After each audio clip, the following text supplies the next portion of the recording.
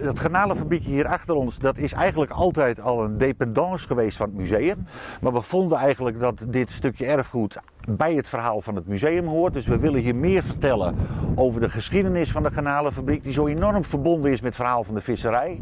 Maar we willen hier ook een startplek maken. We willen graag dat mensen die ons komen bezoeken, die starten bij de garnalenfabriek. En daarna begint de beleving. Naast het garnalenfabriekje zal het museum het Fiskershuske in Peersens Moddergat takom hier flink onderhand naam worden. Met hulp van subsidies, waaronder 1 miljoen euro van het Waddenfonds, zal de renovatie bekostigen worden. In de huisjes hebben we tentoonstellingen.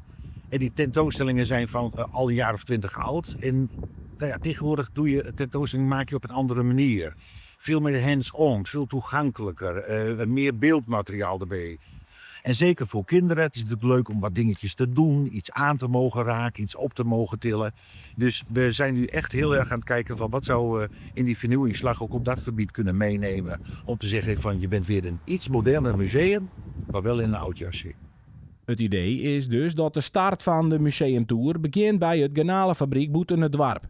Dat zal direct verzorgen dat de inwoners van Peersens Moddergat in het heegseizoen iets minder last hebben van al het verkeer en de drukte in het dorp. Want dan komt er echt meer parkeerruimte. Alles wat wij toekomstbestendig maken scheelt ons ook in exploitatie. Dus we moeten ervoor zorgen dat we onze gebouwen goed houden. Het zijn natuurlijk heel veel nauwe gebouwen, daar kun je niet altijd heel veel aan doen. Maar daar waar mogelijk maken we toekomstbestendig. En we willen ook de organisatie toekomstbestendig maken. Want wij vertrekken hier allemaal een keer. En na ons moeten er nieuwe mensen zijn, mensen vanuit het dorp zijn die hier hun werk kunnen vinden. Die met veel liefde ook weer dit museum openstellen voor het publiek.